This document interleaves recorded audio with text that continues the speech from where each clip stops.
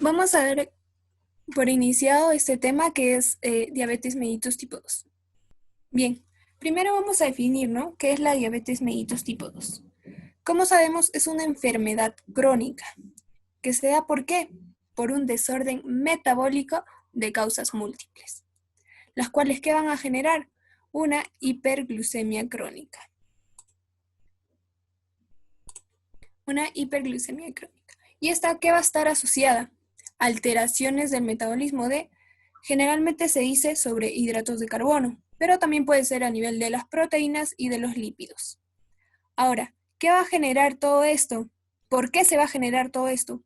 Por defectos en la acción de la insulina. En este caso, por la resistencia a la insulina a nivel celular, que nos va a traer diferentes lesiones a largo plazo, ¿no? Vamos a ver lesiones a nivel renal, a nivel cardíaco, a nivel de los vasos sanguíneos, de la vista y a nivel nervioso.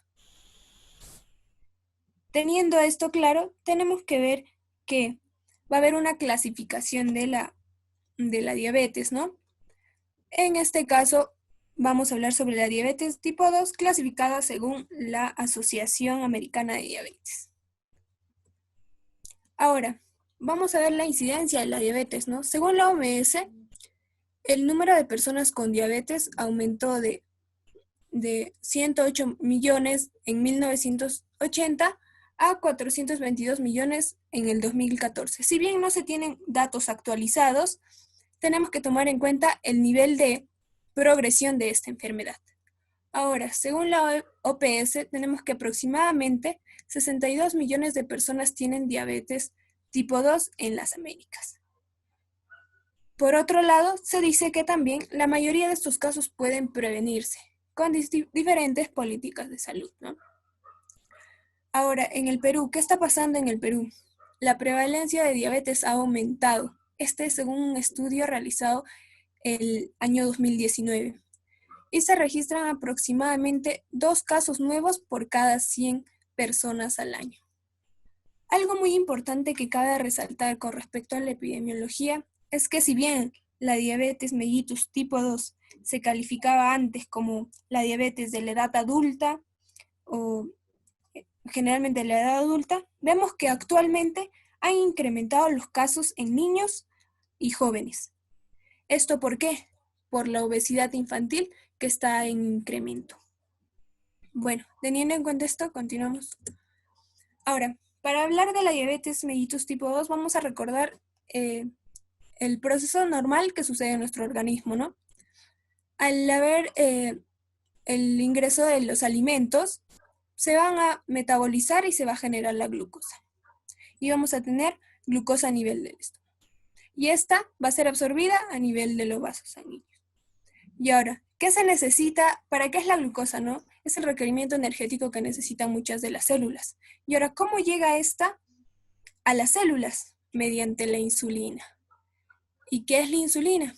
Es una hormona producida por el páncreas endocrino, en este caso.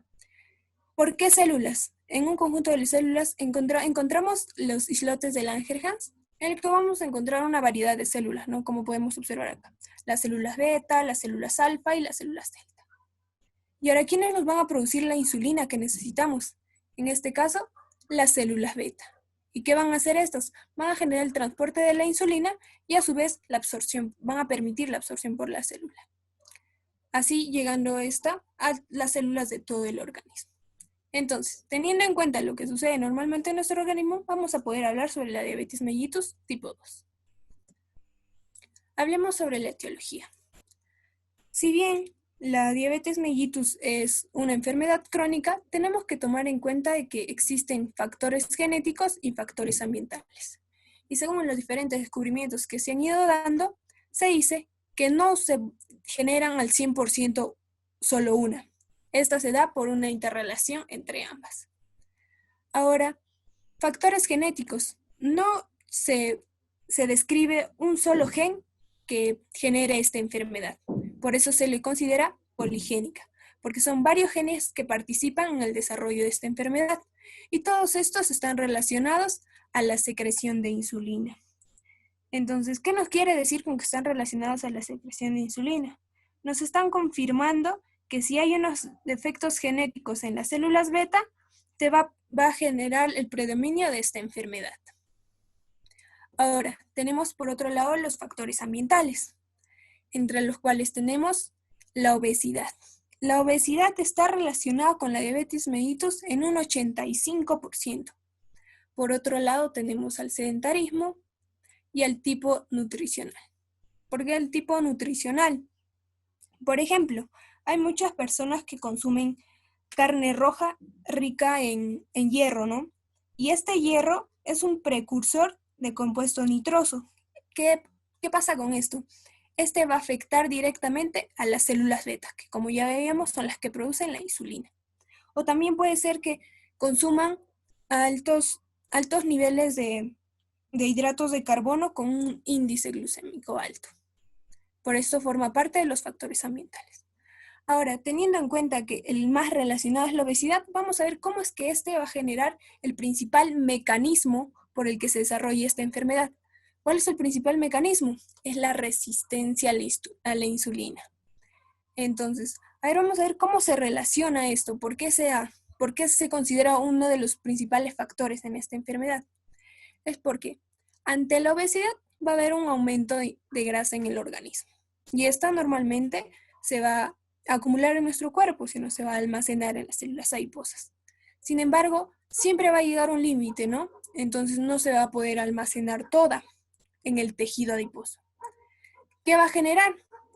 Un efecto se va a generar esta resistencia por dos mecanismos. Hablemos del primero, por el efecto inflamatorio. ¿Por qué? Porque al haber ya extravasado el límite del tejido adiposo, se van a generar células proinflamatorias, generando así la resistencia a la insulina por estas células. Ahora, ¿cómo también se puede dar? Ya que esta grasa aumentada, este nivel de lípidos aumentado, no tiene dónde almacenarse, se va a acumular de forma ectópica. ¿Por qué de forma ectópica? Porque no es el lugar donde debería almacenarse, ¿no? Vamos a ver que se va a almacenar en las células beta, en el hígado y en el músculo. Y ahora vemos que estas células no están diseñadas para almacenar estos nutrientes. Entonces, ¿qué se va a generar? La lipotoxicidad. Porque esta grasa y lípidos se van a almacenar en estas células que no están preparadas para esto, ¿no? Entonces, ¿qué va a generar la lipotoxicidad? Va a generar lo que ya veníamos diciendo, la resistencia a la insulina, generando ¿qué? La diabetes mellitus tipo 2. Ahí vemos entonces dos mecanismos por los cuales se va a generar la resistencia a la insulina y así en la diabetes mellitus tipo 2. Algo muy importante también que tenemos que ver acá es que, como ya veíamos, se afecta también a las células beta propiamente dichas, ¿no? Entonces va a generar un desgaste de estas y a la vez de su función. Entonces se podría decir que no solamente se va a generar la diabetes tipo 2 por la disminución o la resistencia a la insulina, sino también por la alteración en las células beta. Ahora, teniendo en cuenta eso, vamos a ver la fisiopatología de la diabetes mellitus tipo 2. ¿Qué pasa? Ya hemos visto normalmente el alimento ingresa a nuestro organismo. Se va a degradar y va a llegar a formar la glucosa. Normalmente la glucosa pasa a la sangre, es absorbida, y ahora lo que se busca es que esta glucosa llegue a las diferentes células del organismo, ¿no? ¿Mediante qué? Como ya veíamos, mediante la insulina, que está secretada por el páncreas, ¿no? Por las células beta del páncreas. Pero ¿qué está pasando? Al haber resistencia a la insulina,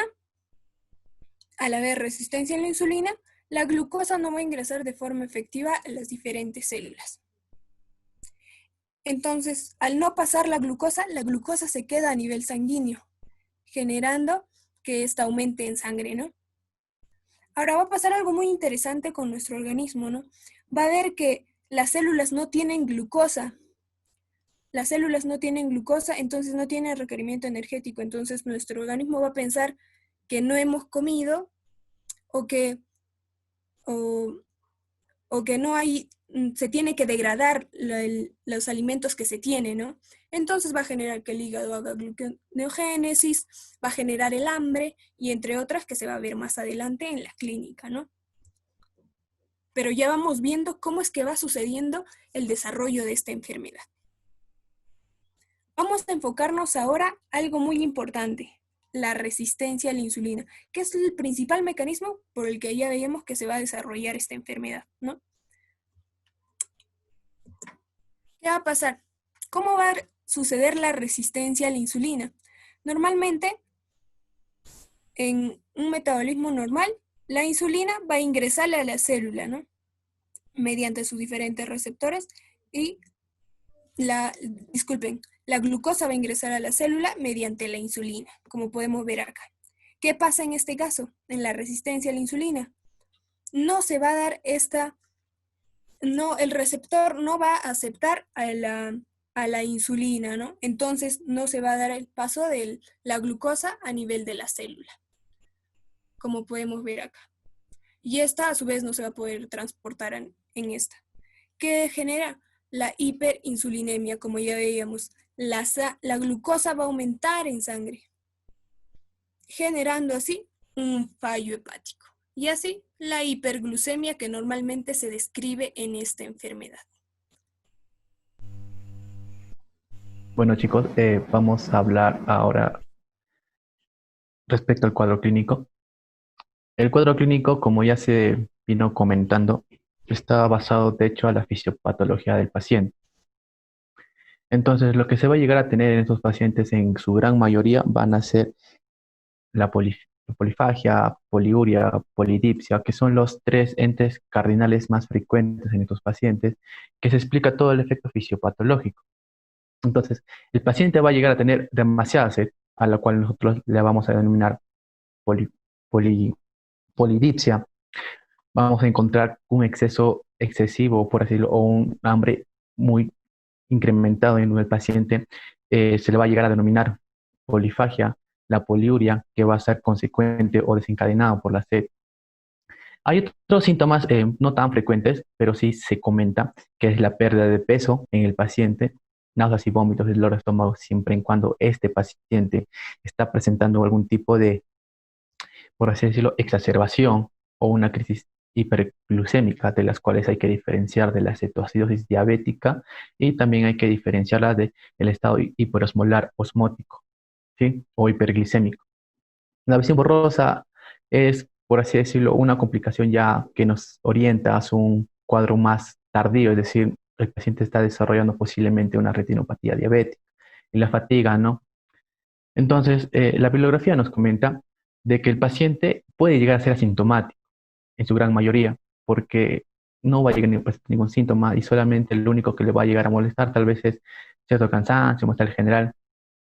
En su gran frecuencia, los pacientes van a llegar a presentar poliuria, polidipsia, polifagia, la pérdida de peso, las infecciones micóticas genitales que son frecuentes en estos pacientes y cambios en la agudeza visual o una visión borrosa cuando ya se asocia hacia un cuadro de complicación de este paciente. Hablando del diagnóstico, hay que precisar que normalmente la diabetes es más laboratorial que clínico en su gran mayoría. Para ello vamos a requerir algunos exámenes de laboratorio, por así decirlo, en los cuales nos orienten y realmente nos digan qué paciente está yendo hacia un cuadro de diabetes. Vamos a comenzar, por así decirlo, con un pequeño eh, cuadro para hacerles notar de cómo se puede llegar a tomar a estos pacientes el diagnóstico de diabetes. Entonces, vamos a tener tres entes, es decir, un paciente normal, un paciente con prediabetes y un paciente con diabetes mellitus, ¿sí? Entonces, el paciente con diabetes mellitus va a tener eh, una clínica muy especial y también a nivel laboratorial. Entonces, vamos a tener parámetros, una glicemia basal, una glicemia a las 2 horas de una saturación oral a la glucosa o normalmente denominado el test de TOG. ¿Sí, chicos? El test de TOG va a ser el test de tolerancia oral a la glucosa. Entonces, sobrecarga oral a glucosa o test de TOG son similares o hipónimos en algunas literaturas y también son preguntas de exámenes, es decir, no nos preguntan netamente sobre la sobrecarga oral a glucosa, sino nos vienen como TOG.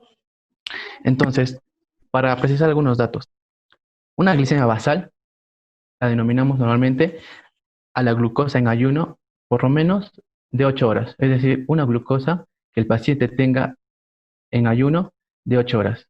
El paciente debe haber ayunado 8 horas para realmente que esta prueba sea válida. Entonces, en los pacientes que no tienen ningún tipo de alteración, sus valores van a ser menor a 100 miligramos por decilitro. Es decir, una glicemia basal o una glucosa oral en ayuno va a ser, bueno, una glucosa sérica, perdón, en ayuno va a ser menor a 100 miligramos por decilitro. La glucosa o la glicemia o el test de tolerancia oral a la glucosa, vamos a tener, por así decirlo, algunas consideraciones importantes antes de hablar sobre sus valores normales en los pacientes. Vamos a pedir dos muestras en estos pacientes. Es decir, esta saturación de glucosa tiene que haber dos muestras. La primera muestra va a ser antes del examen, antes del test, antes de la tolerancia oral a la glucosa, es decir, antes del TOG, del test de TOG. Entonces, la primera muestra va a ir orientada antes, es decir, cuánto de glucosa tiene el paciente. Luego se le va a llegar a tomar otra muestra de este paciente, ¿sí? La otra muestra de este paciente va a llegar a ser a las 2 horas luego de haber tomado la glucosa oral. Entonces, para decir que un paciente es normal, es decir, no tenga ninguna alteración, este test o esta sobrecarga oral de glucosa tiene que ser menor a 140. Pero ojo, este menor a 140 es a las 2 horas de haber emprendido el test, a las 2 horas, ¿sí? Ahora, la hemoglobina glicosilada en estos pacientes suelen ser menor a 5,7% en los que no tengan ninguna alteración con la glucosa. Pero hay que recalcar que la hemoglobina glicosilada es un promedio de glucosa, pero en los últimos 3 meses. Es decir, nos sirve más para pronóstico y seguimiento de los pacientes, ya que nos da como que un rango de glucosa en los últimos 3 meses de estos pacientes. Y la glicemia al azar no se suele usar en estos casos. Hay dos casos importantes de las cuales ya les voy a comentar en quienes realmente se les puede llegar a diagnosticar diabetes con una glicemia al azar. El otro ente es ya netamente los pacientes con diabetes, es decir, los que realmente son diagnosticados de diabetes, ¿no? Entonces, cuando nosotros le pedimos una glucosa en ayuno o lo que es una glicemia basal, en estos pacientes normalmente sus valores tienen que ser mayor o igual a 126 miligramos por decilitro o tener una, una glicemia a las 2 horas luego de la saturación oral a la glucosa mayor o igual a 200 o tener una hemoglobina glicosilada mayor a 6,5%. Chicos, para hacer diagnóstico de diabetes, ¿sí? Diagnóstico de diabetes, hay que tener en cuenta algo, que se va a llegar a necesitar dos o más pruebas, ¿sí? O más pruebas en rango de diabetes, es decir, dos o más pruebas de las que ya vimos, es decir, cualquiera de estas tres, pero en rango de diabetes. Es decir, el paciente tiene que tener dos o más pruebas en rango de diabetes para hacer una confirmación laboratorial. Y la prediabetes, es decir, paciente que no está sano, pero tampoco está enfermo, es decir, está en el límite. Bueno, se comenta que en estos pacientes su glicemia basal va a ser un promedio de 100 a 125 miligramos por decilitro. 100 a 120, 125, ¿sí? Para decir glicemia basal alterada en ayunas. Ahora, la glucosa oral, luego de tomar, es decir, la glucosa o el test TOG, tiene que ser un promedio de 140 a 190, ¿ya? Para hablar de prediabetes en estos pacientes, de 199. Y la hemoglobina glicosilada. Se comenta que la hemoglobina glicosilada tiene que estar en un promedio de 5,7 a 6,4. Es decir, no pasa al límite de diabetes ni tampoco está en el rango de normalidad. Y ahora me dirán, Eri, pero ¿a quiénes realmente les solicitamos glicemia al azar? ¿Quiénes realmente son candidatos a pedirles esta glicemia? Bueno, chicos, ustedes tienen que recordar que hay dos casos, es decir, dos casos en los cuales realmente a estos pacientes se les debe llegar a pedir glicemia al azar. El primer caso donde tú vas a pedir una glicemia al azar va a ser un paciente, ¿sí? Un paciente que te llega, pero este paciente va a estar marcadamente sintomático, es decir, va a tener muchos síntomas. ¿Y cuáles son estos síntomas de importancia? Este paciente tiene que tener las 4P de la diabetes mellitus, que es muy frecuente. ¿Cuáles son estas 4P? Bueno, estas 4P tienen que ser polidipsia, polifagia, poliuria y pérdida de peso. Pero esto no va a ser prácticamente un criterio sin la asociación que el paciente tenga un antecedente familiar. El paciente también tiene que tener lo que se denomina acantosis nigricans, ¿sí? No sé si habrán escuchado. La acantosis nigricans es la hiperpigmentación de pliegues cutáneos. Normalmente se puede ver en axila, ingle, cuello o pliegues interdigitales. Y la otra situación en la cual tú puedes llegar a pedir una glicemia al azar va a ser en los pacientes que tengan síntomas, pero van a tener síntomas de una crisis hiperglicémica. Las crisis hiperglicémicas más frecuentes en nuestros pacientes son dos. Puede tener síntomas de cetoacidosis diabética o puede llegar a tener síntomas de un estado hiperosmolar hiperglicémico. ¿Y cuáles son los valores para realmente decir que ese paciente con una glicemia al azar tenga diabetes mayor a 200? Tú le sacas a cualquier hora del día en estas dos situaciones y el paciente tiene mayor a 200, es diagnóstico, ojo, diagnóstico en la primera toma. No es necesario solicitarle otra prueba. No es necesario tomarle una glucosa, un test de tolerancia oral a la glucosa, una aminoglicosidada, una glicemia basal. No es necesario. A la primera toma, tú ya diagnosticas diabetes mellitus. Ahora, chicos, hay un algoritmo diagnóstico del MINSA de 2015 que salió para los serumnistas, es decir, realmente cuando estos pacientes se les solicita un examen o no en nuestro país, ¿sí? Entonces, el examen de elección que se lleva a tomar en estos pacientes fue esto, la glucosa en ayunas. La glucosa en ayunas fue prácticamente el examen de elección para valorar glucemia en ayunas en los pacientes que venían a los establecimientos de salud. Entonces, cuando nosotros tenemos una glucosa en ayunas menor a 100, nosotros vamos a decir que el paciente es normal, no tiene alteración en la glucosa y no amerita, no amerita otro estudio, ¿sí? Entonces, el paciente no va a ameritar otro estudio de laboratorio para realmente decir o ver que tenga diabetes. Pero ¿qué pasaría si el paciente tiene una glucosa en 100 y 125? Está alterado, ¿cierto? Pero tampoco está normal. Lo vamos a dejar ahí por un momento, pero vamos a ir a la otra parte. Cuando ya el paciente tenga una glucosa mayor o igual a 126, ¿qué vamos a decir cuando el paciente tenga mayor o igual a 126? Dijimos que para diagnosticar diabetes necesitamos dos o más pruebas, ¿cierto? Entonces, lo que vamos a solicitar, o según el MINSA nos refiere, que vamos a repetir, ¿sí? Repetir la glucosa en ayunas, pero esta glucosa en ayunas tiene que ser menor a las 72 horas. Menor a las 72 horas, tú le vas a solicitar a este paciente una glucosa en ayunas. Y cuando tú le solicitas una glucosa en ayunas, vas a tener dos posibilidades, ¿sí? Es decir, cuando te salga mayor o igual a 126, una prueba, dos pruebas, dices diagnóstico de diabetes mellitus, ¿sí? Pero ¿qué pasaría si te sale menor a 126? Cuando te sale menor a 126 vas a tener tres posibilidades. Es decir, si el valor te sale de 140 a 199, 140 o 200. Si te sale menor a 140, quiere decir que el paciente no está normal, porque ya tuvo una glucosa alterada.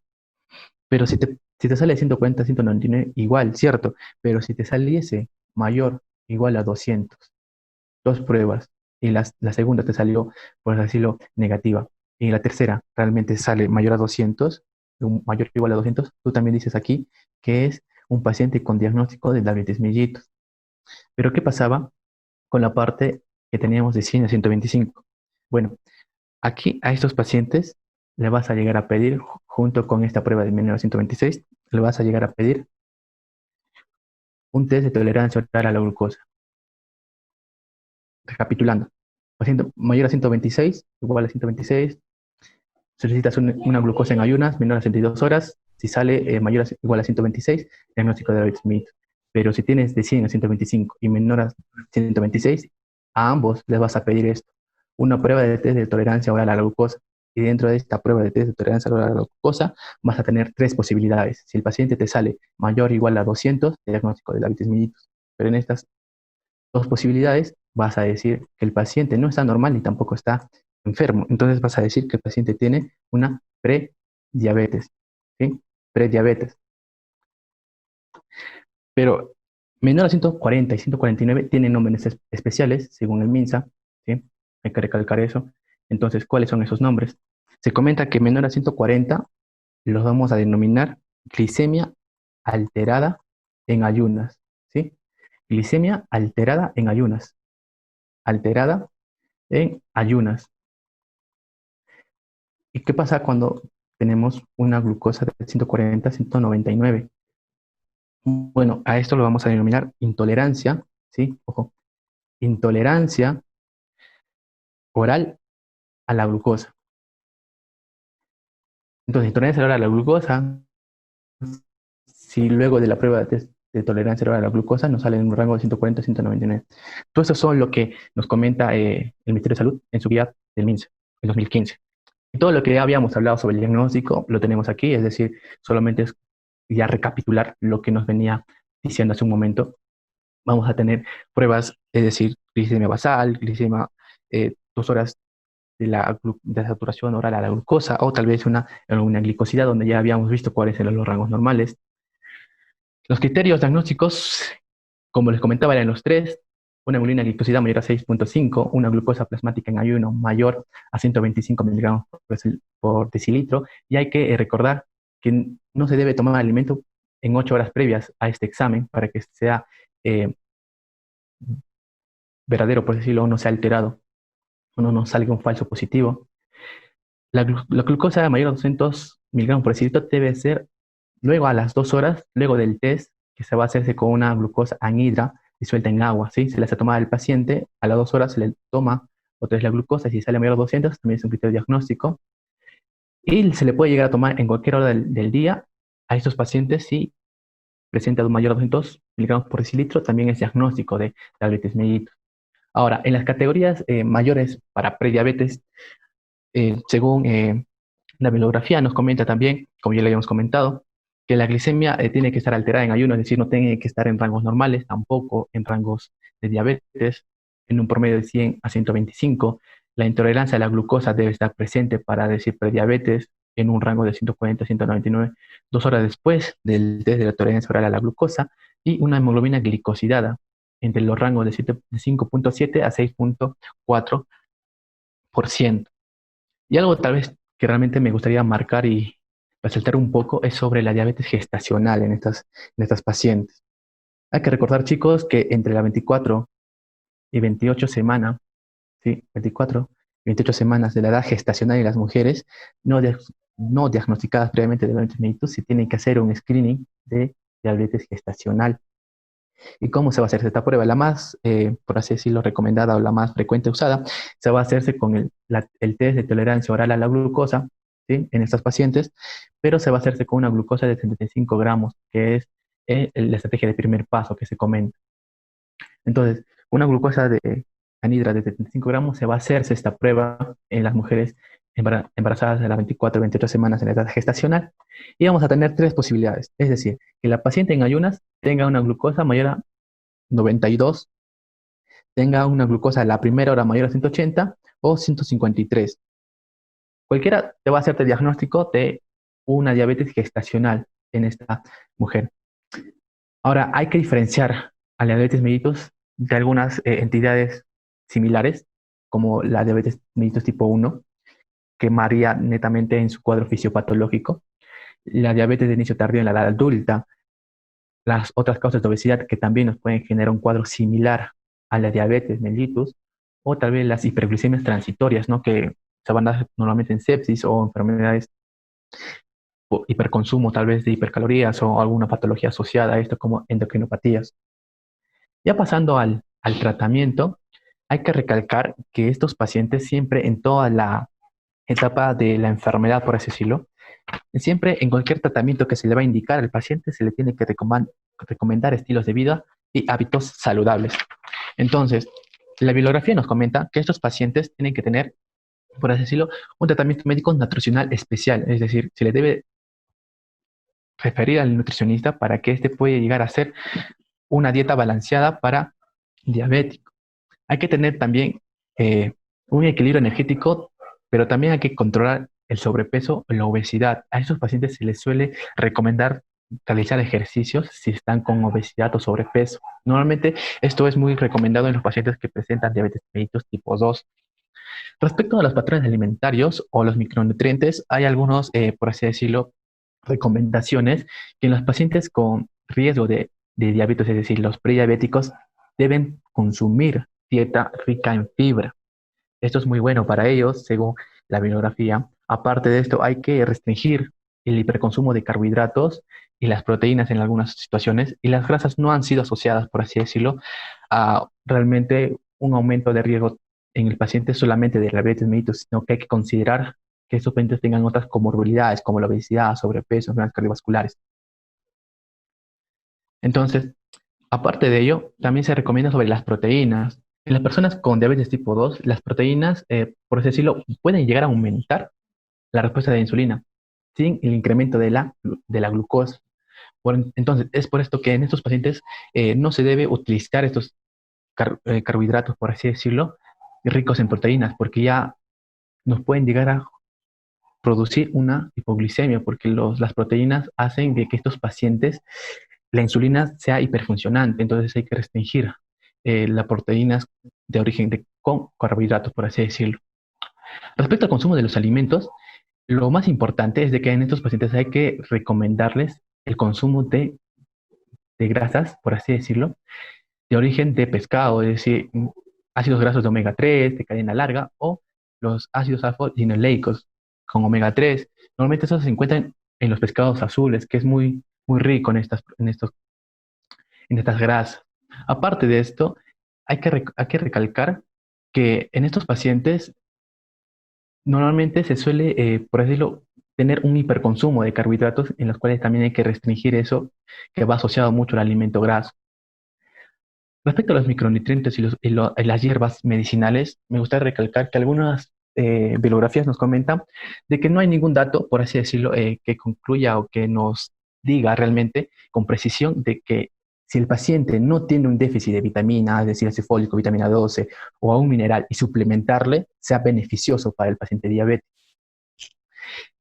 En realidad, ninguna hierba en la actualidad se ha llegado a definir, por así decirlo, como tratamiento complementario o para tratar a la diabetes. No existe hasta la actualidad, ¿sí? O sea, según la bibliografía nos comentan que no existe ningún tipo de complemento hierbal.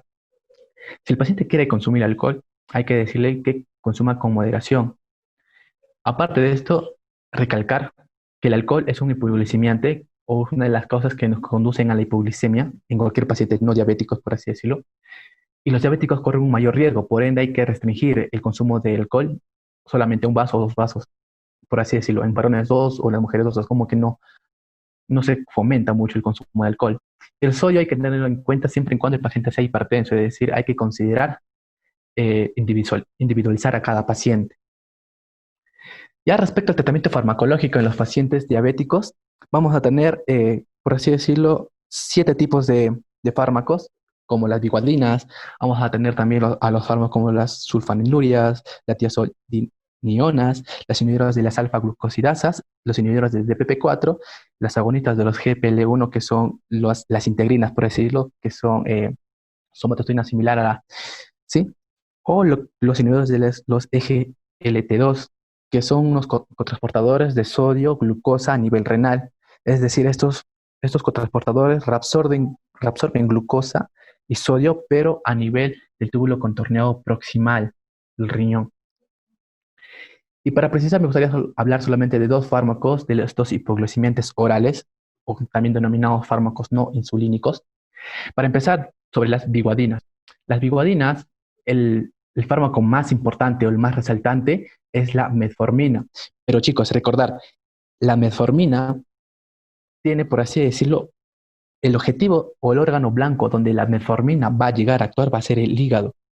Y su mecanismo de acción de la metformina va a ser la disminución de la producción hepática de glucosa, es decir, disminuye la glucosa hepática y por ende va a disminuir la gluconeogénesis.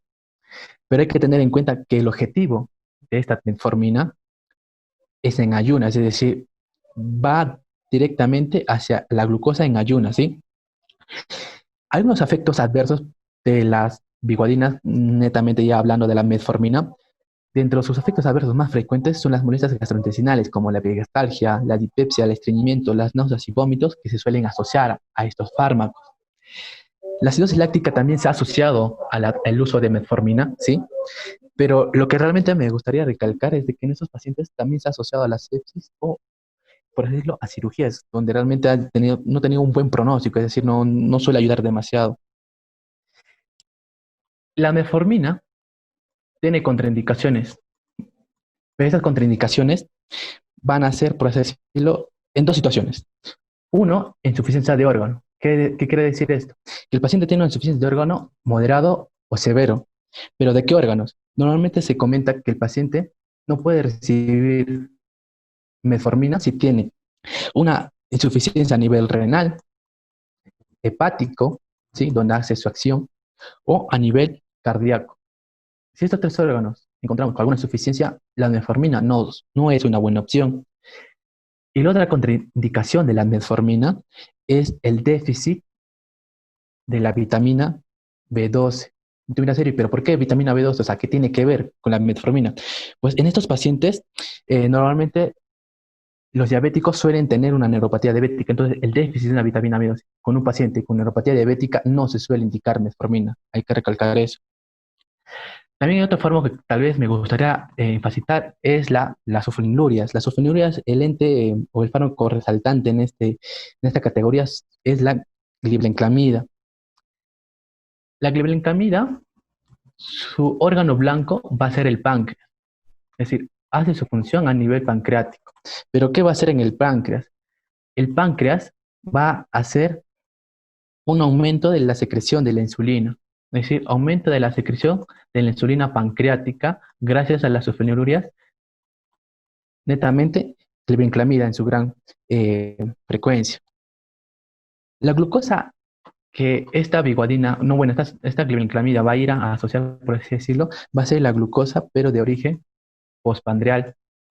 No ya en ayunas, como la vimos en la metformina, sino es la glucosa postpandreal. La glucosa postpandreal va a ser su principal ente en donde va a actuar este fármaco. El efecto adverso más frecuente de las sulfonilurias va a ser la hipoglicemia. Es por eso que este fármaco se ha dejado de usar en la actualidad, no se suele usar mucho, porque lleva al riesgo de hipoglicemias muy severas en estos pacientes y es el factor de riesgo, por así decirlo, o el efecto adverso más frecuente de estos fármacos de las sulfonilurias. Otro fármaco que tal vez también me gustaría recalcar y para aumentar, por así decirlo, un poco sobre la ponencia sería los inhibidores de los DPP4, netamente la linagliptina. No sé si acá está. La linagliptina va a ejercer su función a nivel del intestino, ¿sí? El más importante va a ser el intestino. Hay que recalcar o resaltar o recordar que a nivel de intestino nosotros tenemos incretrinas. Estas incretrinas nos ayudan a la producción de insulina, pero no es de origen pancreático, es de origen intestinal, ¿sí? Van a haber hormonas que nos van a estimular o ayudar a la secreción de esta insulina. Por tanto, los inhibidores del TPP4 van a actuar a nivel intestinal en su gran mayoría, como la linagliptina, pero esos van a llegar a ejercer su función mediante la no degradación de las incretinas, es decir, no permiten que las incretinas a nivel intestinal se degraden. Por tanto, vamos a tener más insulina en estos pacientes. Entonces, no permite que las incretinas se degraden y por ende van a ejercer que el páncreas aumente su secreción de insulina, porque estos son hormonas similares que ayudan a la secreción de insulina. La glucosa que está en objetivo de estos fármacos va a ser la glucosa postprandial, ¿sí? La glucosa postprandial. Y sus efectos más frecuentes adversos es el rash y la saltralgia. Paciente con algún tipo de enfermedad reumatológica asociada a diabetes mellitus no se le puede llegar a dar tal vez un inhibidor de BP4 porque va a generar una exacerbación de la artralgia del paciente que ya tiene. Otro fármaco son los inhibidores de los CGLT2. Los inhibidores de los CGLT2 van a actuar a nivel renal. El fármaco más usado, por decirlo, es el empaglifosina. Esta empaglifosina, al actuar a nivel renal, nos va a hacer una función muy importante, que va a disminuir la reabsorción, ojo, reabsorción renal, ¿sí? Reabsorción renal de la glucosa, porque hay que recordar que estos la GCLT2 es un cotransportador, reabsorbe sodio asociado a glucosa a nivel del túbulo contorneo proximal. Y si nosotros bloqueamos este canal, no se va a reabsorber glucosa, por ende, va a haber menos efecto lesivo o tóxico de la glucosa a nivel sanguíneo. Su eliminación de la glucosa va a ser polirenal, por tanto, podemos también usar o asociar este hipoglucemia oral.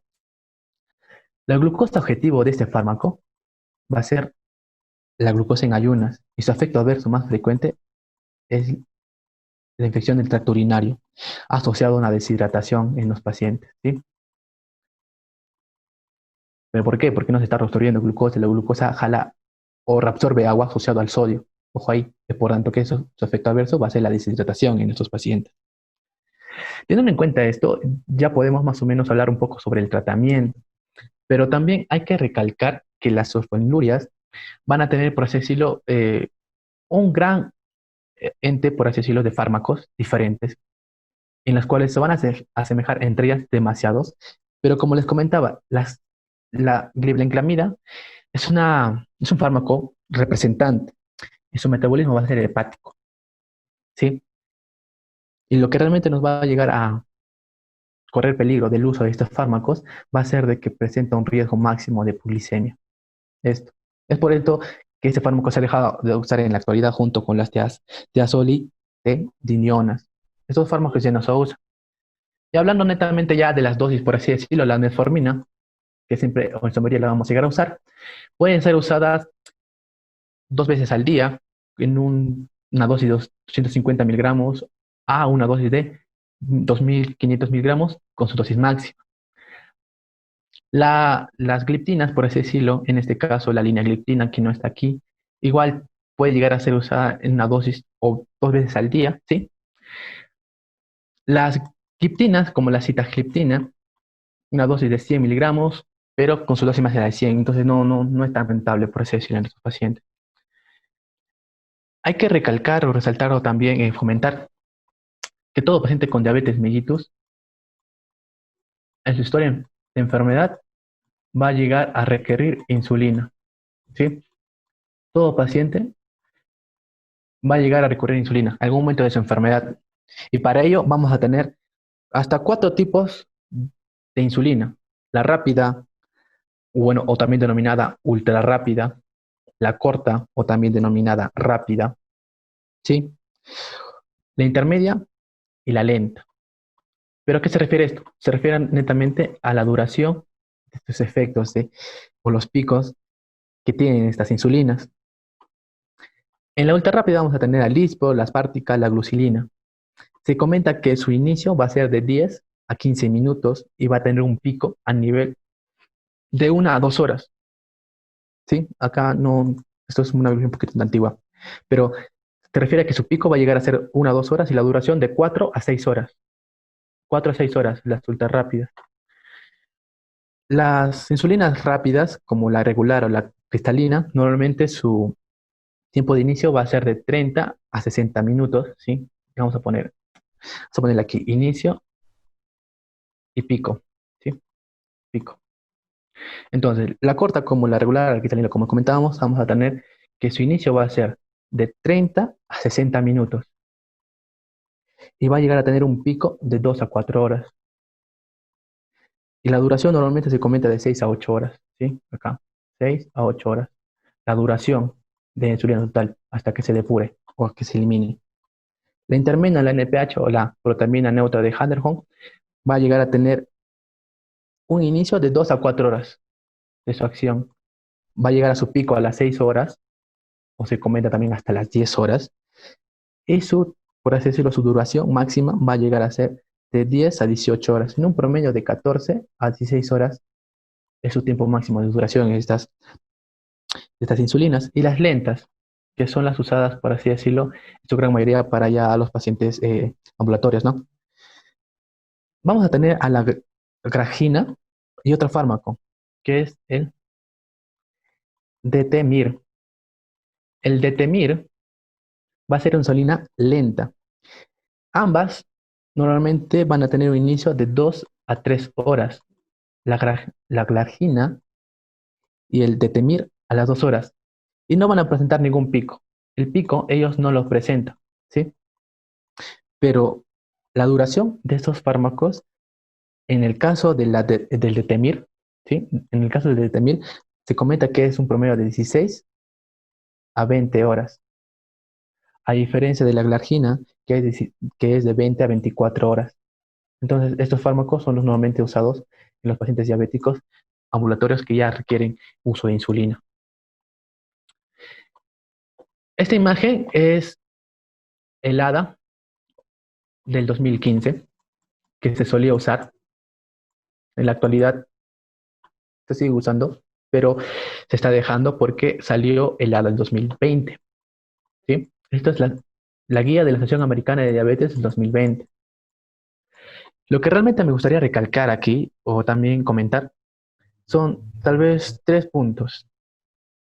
Uno, cómo nosotros llevamos el tratamiento de los pacientes. A cada paciente diabético hay que individualizar su tratamiento.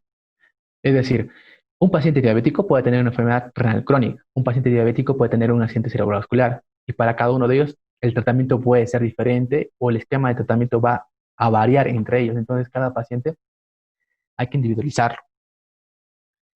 Lo que realmente sí comentar sobre la guía es cuando iniciamos monoterapia, es decir, monoterapia en estos pacientes, cuando empezamos una terapia dual, 2 fármacos, o cuando empezamos una terapia triple, ¿sí? Terapia triple, o cuando empezamos ya netamente la insulinoterapia. Normalmente lo que la guía nos dice es esto, empezar de menos a más.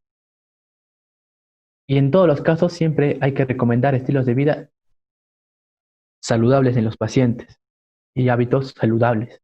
Es decir, disminución de carbohidratos, ejercicio, disminución de ciertos consumos de calorías no rentables en los pacientes o las grasas trans normalmente como las hamburguesas o alimentos que no satisfacen la necesidad metabólica de los pacientes. Entonces, el fármaco de elección en la monoterapia siempre va a ser y va a seguir siendo la metformina. La metformina va a ser el fármaco monoterápico de primera elección en estos pacientes. ¿Sí? ¿Y cuándo pasamos a la terapia dual? Mira, Seri, pero ¿cuándo pasamos a la terapia dual? Bueno, si el paciente no controla su glucosa, es decir, no controla su nivel de glicemia, a los 3 meses de tomar un examen control, tú pasas a una terapia dual, que vendría a ser tu segunda línea de tratamiento. Esto sería la primera línea, la segunda línea, la tercera línea y la última que sería la insulinoterapia. Entonces, tú pasas de la segunda terapia, que es asociar 2 fármacos, ya igual, aquí metformina, que siempre va a ir de la mano, pero aquí vas a asociar otro agente, otro agente. Y este otro agente, hay que recalcar que se va a llegar a evaluar individualmente a cada paciente, ya que cada paciente puede llegar a tener una enfermedad cardiovascular, con un riesgo de hipoglicemia, o tal vez un paciente con una posibilidad económica no tan rentable para que puedas adquirir ciertos hipoglucemiantes orales. Entonces, hay que individualizar a cada paciente para la toma del mejor fármaco dual. Si el paciente a los 3 meses de su control no consigue un control de glucosa a niveles adecuados y requeridos, tú comienzas una terapia triple. Entonces vas a decir, ¿sabes qué? Metformina más otros 2 agentes. Igual individualizas a cada paciente. Pero si a los 3 meses de su control este paciente no controla la glucosa, ya llegas a la insulina. En la insulina hay que comentar 3 cosas. La primera, que la insulina normalmente va a ser la insulina basal. ¿A qué me refiero basal? Bueno, me olvidé comentarles. La insulina basal se les relaciona o son la insulina de acción intermedia y la insulina de acción lenta. Pero la insulina de tipo pandrial vendría a ser la insulina de acción ultra rápida y la insulina de acción corta o rápida.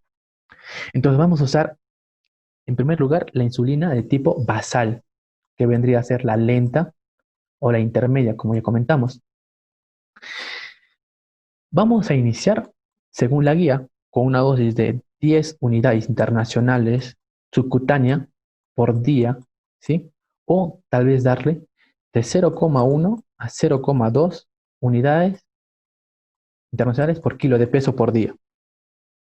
Hay que resaltar también que se deben o se pueden llegar a mantener otros agentes hipoglucemiantes orales. Es decir, si tú necesitas un agente como la metformina o como las gliptinas, le puedes asociar a la insulina. Pero ojo, no asociamos las sulfanilurias. Las sulfanilurias no van porque nos generan mayor riesgo de hipoglicemia junto con la insulina. Y el último, si el paciente ya no tiene un control glicémico, es decir, a pesar de la insulina no se controla, hay que añadir una insulina más, pero de tipo ya pandrial. Igual, es decir, asociamos a otra insulina de tipo pandrial. ¿Sí? Es decir, necesitamos una insulina basal, es decir, NPH, DTMI y relargina. Pero si es que no controla con eso, ya podemos usar una insulina ultra rápida o rápida, como Lispro, o normalmente que se usa, ¿no? La insulina cristalina o regular. Pero como todo en la vida no es fácil, por así decirlo, absoluto, tenemos dos entes, dos formas o dos situaciones en las cuales a estos pacientes se les puede llegar a iniciar de frente monoterapia, bueno, terapia dual, ¿sí? Una terapia, es decir, con dos fármacos asociarles, o tal vez de frente pasarnos a una terapia de insulinoterapia. ¿Y cuáles son esas dos situaciones? Bueno, te comento. Se comenta que el paciente con terapia dual se le va a llegar a iniciar así de frente, saltándonos la monoterapia, si este paciente presenta una hemoglobina glicosidada, ¿sí? Hemoglobina glicosidada mayor o igual a 1,5% por encima de la hemoglobina glicosidada meta, por encima de la meta de hemoglobina glicosidada. Es decir, si nuestra hemoglobina glicosidada debería de ser menor a 7 y está con 7,5 o 8,5, bueno, 8,59, iniciamos terapia dual.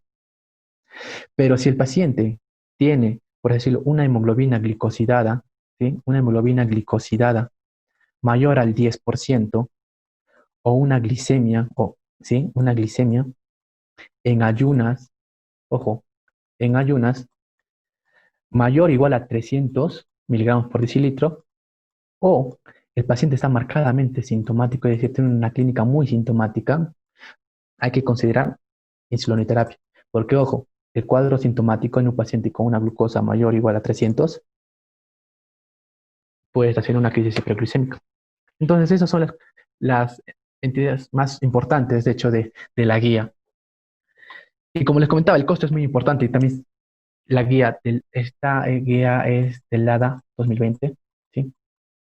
Esta es la de 2020, en las cuales nos muestran cuadros, por decirlo, de cuánto sería el costo si el paciente llega a usar alguno de estos hipoglicemiantes orales, la linagliptina, la metformina, las sulfanilurias, tienen costos muy elevados, si se dan cuenta. Por ejemplo, mira, la linagliptina, un promedio, si el paciente va a usar una dosis máxima de $494 y su dosis media o prácticamente mínima, o sea, necesitan 5, es decir, estos pacientes deben recibir de una media a una máxima dosis.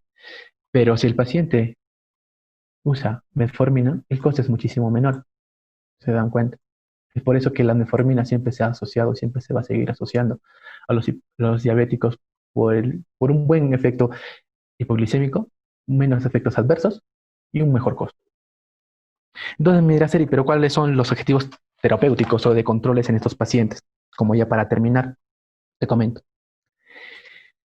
En los pacientes diabéticos tenemos unos objetivos de control metabólico que se denominan la glucemia basal o glicemia o glucosa en ayunas, ¿sí? El objetivo de estos pacientes es mantener una glucosa entre 80 y 130. Ojo, 130. Si el paciente se mantiene en esos rangos, como que no habría ningún tipo de alteración o modificación de su tratamiento. La glucosa o glicemia postprandial, ¿sí? Esta hay que tomarle 2 horas posterior a la ingesta de alimentos. 2 horas posterior a la ingesta de alimentos, ¿sí? 2 horas después a la ingesta de alimentos. Esta glicemia postprandial, su objetivo o nuestro objetivo es de que el paciente mantenga una glucosa menor a 180. Y la hemoglobina glicosilada, ojo, que se toma cada 3 meses, ¿sí? Cada 3 meses, nuestro objetivo es que el paciente tenga una hemoglobina glicosilada menor al 7%. Esto es en pacientes diabéticos, recalcar pacientes diabéticos. Pacientes diabéticos, sus objetivos metabólicos. Siempre, siempre, siempre hay que mantener tal vez esto. Siempre. Siempre una glicemia basal o una glucosa en ayunas de 80 a 130 y una hemoglobina glicosilada menor al 7%. Tal vez nunca vamos a llegar a mantener una glucosa menor a 180 en los pacientes luego de que ingieran alimentos porque sería muy, muy complicado. Pero si nos presenta glucosa basal de 80 a 130 y una hemoglobina glicosilada menor al 7%, estamos bien, vamos bien. Entonces, la presión arterial, si el paciente sufre de alguna hipertensión, alguna alteración cardíaca, normalmente se comen, bueno, ojo, esto en los pacientes no hipertensos, perdón, para los pacientes no hipertensos.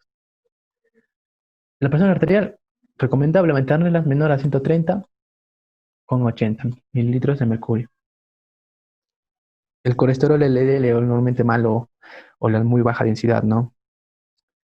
Tenemos dos situaciones, es decir, cuando realmente tenemos menor a 100 como objetivo, menor a 100, pero esto es siempre en cuando si el paciente si no tiene enfermedades cardiovasculares. Hasta si el paciente no presenta enfermedades cardiovasculares, nuestro objetivo menor a 100, el colesterol LDL. Pero si el paciente sí tiene enfermedades cardiovasculares, es decir, una arteriopatía, una enfermedad cardíaca, lo que sea, se comenta menor a 70. Sí, enfermedades cardiovasculares.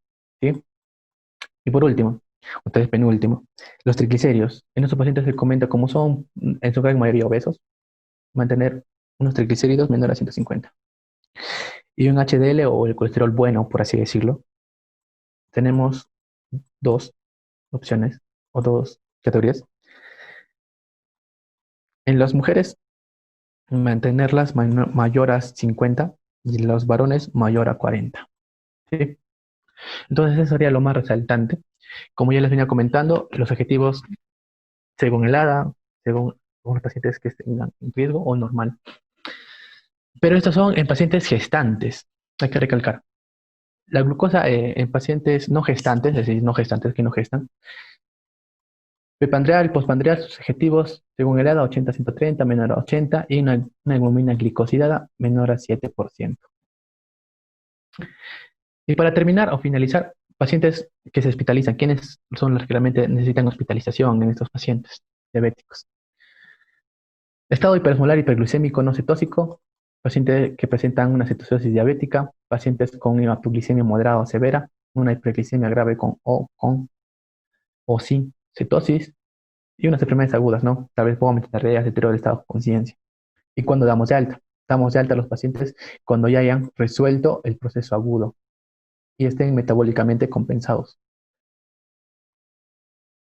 Y ya para culminar nuestra ponencia, les traje un artículo sobre la metformina, es decir, la metformina se llegó a asociar, por así decirlo, como un buen hipoglucemiante.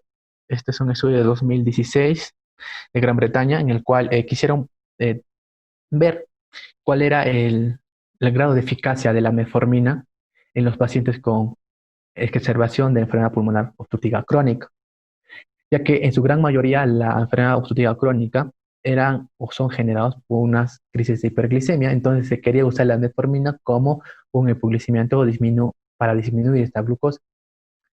Y en el estudio llegaron a comprobar que no tenía ninguna significancia el uso de metformina en estos pacientes con enfermedad obstructiva crónica durante o post alta del paciente, ¿sí? No se llegó prácticamente a notar ninguna diferencia.